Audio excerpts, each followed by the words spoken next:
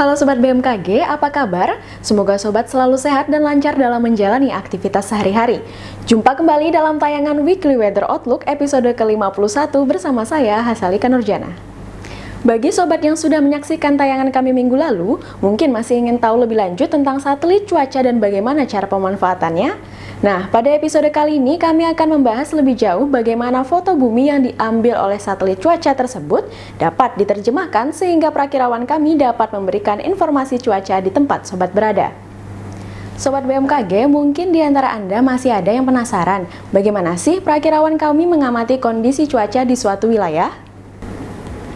Untuk mengamati kondisi cuaca di suatu wilayah, BMKG memiliki stasiun-stasiun pengamatan cuaca yang tersebar di setiap provinsi di seluruh Indonesia.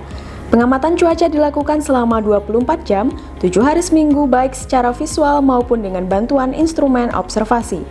Unsur cuaca seperti suhu, tekanan, atau hujan dapat diamati dengan alat yang dapat mengukur secara langsung nilai fisisnya. Namun, apakah Sobat tahu bagaimana cara mengamati kondisi awan yang tumbuh di sekitar kita? Pengamatan cuaca secara langsung hanya dapat dilakukan ketika unsur cuaca yang diamati berada sangat dekat dengan kita, sehingga kita dapat langsung mengukurnya dengan alat. Sedangkan pengamatan awan yang ada di langit dapat diukur dengan menggunakan teknik khusus yang dinamakan penginderaan jauh atau remote sensing. Sebagai contoh, ketika kita ingin mengamati tinggi awan, tentunya akan sangat menyulitkan bagi kita karena awan tersebut berada pada ketinggian yang jauh, sehingga sulit mengukur secara pasti berapa ketinggiannya. Atau, ketika kita ingin mengetahui apakah awan tersebut akan menghasilkan hujan atau tidak, tentunya paling mudah adalah dengan mengamati warna awan, apakah berwarna gelap yang artinya berpotensi menghasilkan hujan. Namun, bagaimana ketika malam hari? Tentu sulit bagi kita melihat karakteristik awan tersebut.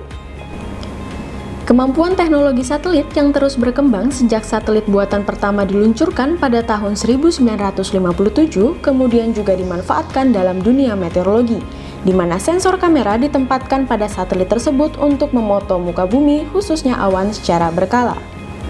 Secara garis besar, terdapat dua jenis sensor kamera yang digunakan pada satelit cuaca, yaitu sensor untuk gelombang tampak dan sensor untuk gelombang inframerah. Pada sensor gelombang inframerah, kita dapat memperoleh foto muka bumi bahkan pada malam hari, sehingga kita dapat memantau perkembangan awan secara terus-menerus. Sobat BMKG, lalu seperti apa dan bagaimana sensor gelombang tampak dan inframerah ini bekerja, dan apa kaitannya dengan awan yang akan diamati? Ketika foto muka bumi telah ditangkap oleh kamera yang ada pada satelit cuaca, gambar itu kemudian akan dikirimkan ke stasiun bumi untuk selanjutnya dilakukan pengolahan data sehingga kita dapat mengetahui posisi geografis di mana data tersebut berada. Tentunya Sobat BMKG tahu jenis awan ini kan? Ya, benar, awan cumulonimbus atau yang biasa disingkat CB. Awan ini merupakan jenis awan yang sangat penting diamati karena dapat menghasilkan hujan badai dan angin kencang. Pada gelombang tampak, foto yang dihasilkan dapat menunjukkan kepadatan awan. Dengan mengetahui karakteristik ini, maka kita dapat membedakan manakah awan yang memiliki kepadatan tinggi atau rendah. Awan cumulonimbus memiliki tingkat kepadatan yang tinggi, sehingga akan terlihat putih kebiruan dan bertekstur kasar pada foto satelit berikut. Dari karakteristik ini, kita bisa memantau perkembangan tumbuhnya awan konvektif yang berpotensi menghasilkan cuaca ekstrim di wilayah kita. Sayangnya, foto satelit pada panjang gelombang tampak tersebut hanya tersedia pada pagi hingga sore hari saja karena bergantung pada cahaya matahari yang menyinari bumi.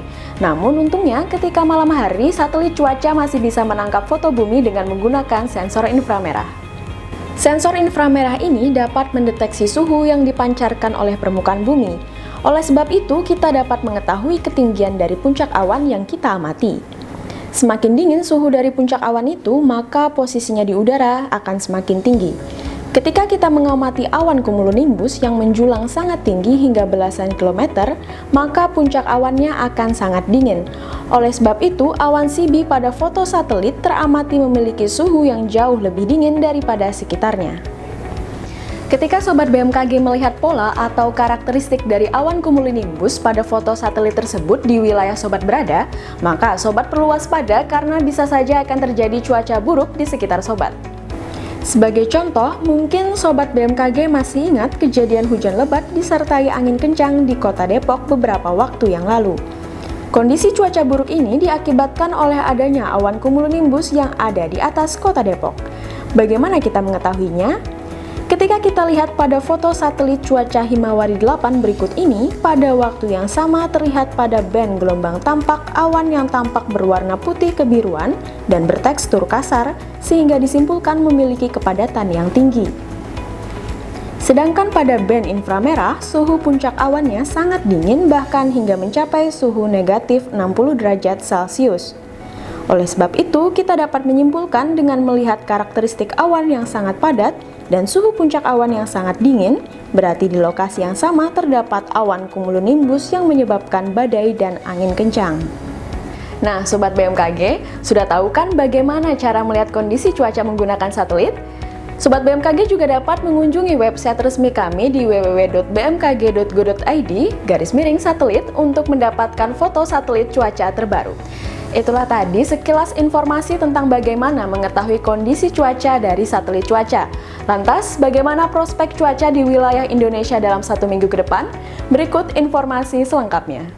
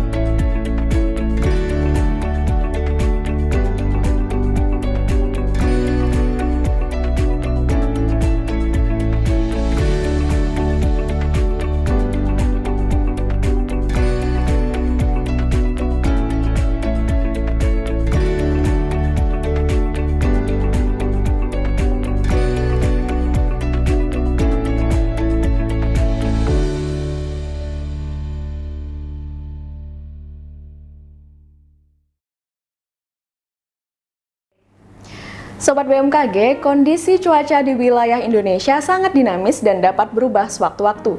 Oleh karena itu, jangan lupa untuk memperbarui informasi cuaca, iklim, dan gempa bumi melalui laman www.bmkg.go.id atau dapat melalui kanal media sosial @infobmkg. Jangan lupa juga untuk mengunduh aplikasi Info BMKG melalui smartphone Sobat yang sekarang sudah tersedia di App Store maupun Play Store. Sobat juga dapat menghubungi kami melalui call center 196. Terima kasih atas perhatian Sobat semua. Mari kenali cuaca dan lingkungan agar terhindar dari ancaman bencana hidrometeorologi. Tetap patuhi protokol kesehatan, salam sehat, dan sampai jumpa.